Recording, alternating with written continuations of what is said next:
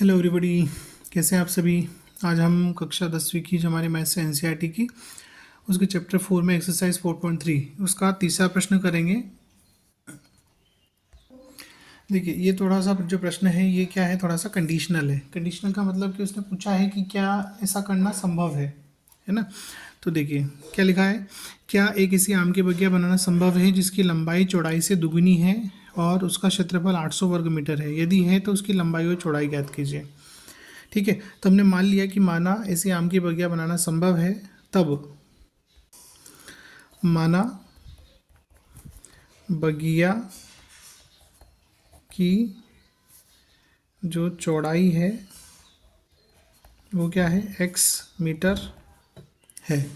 ठीक है, तब प्रश्नानुसार क्या हो जाएगा, प्रश्नानुसार हो जाएगा। देखो क्या लिखा है, लंबाई चौड़ाई से दुगनी है, तो लंबाई बराबर 2x मीटर है ना। चौड़ाई आपने x लिया तो लंबाई क्या हो जाएगी, 2x हो जाएगी। अब हम क्या जानते हैं, हम जानते हैं कि आयत का जो क्षेत्रफल होता है वो किसके बराबर होता है, लंबाई और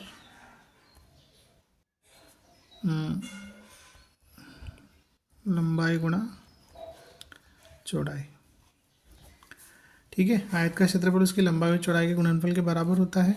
देखिए आयत का क्षेत्रफल उसने बोला है 800 स्क्वायर मीटर, तो यहाँ रख देंगे हम 800 बराबर लंबाई आपने क्या ली है 2x और चौड़ाई आपकी है x। ठीक है, तो 800 बराबर 2x का वर्ग हो गया। 2 कहाँ जाएगा, 800 के नीचे ले लेते हैं इसको, 800 बटे 2 x का वर्ग। 2 से आप 800 को काटेंगे, 2 चौक 8 और 0 0, तो x का वर्ग बराबर आ गया 400। ठीक है, अब x का वर्ग है तो वर्ग को वहाँ भेजेंगे आप, तो क्या बन जाएगा, रूट बन जाएगा।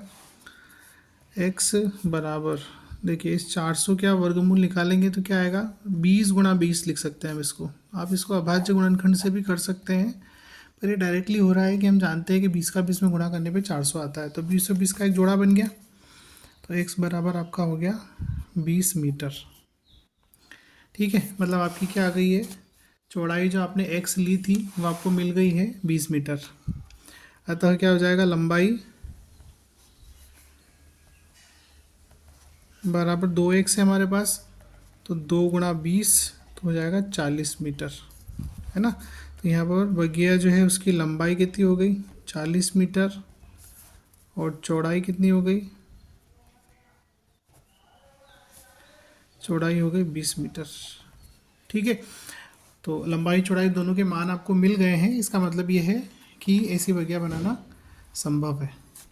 ठीक है, तो आशा करता हूँ आपको समझ आया होगा। आसान प्रश्न है और बड़ी आसानी से आप इसको सीख सकते हैं थोड़ी सी प्रैक्टिस से। Thanks for watching. वीडियो को लाइक करें, चैनल को सब्सक्राइब करें, मुझे सपोर्ट करें। Thank you.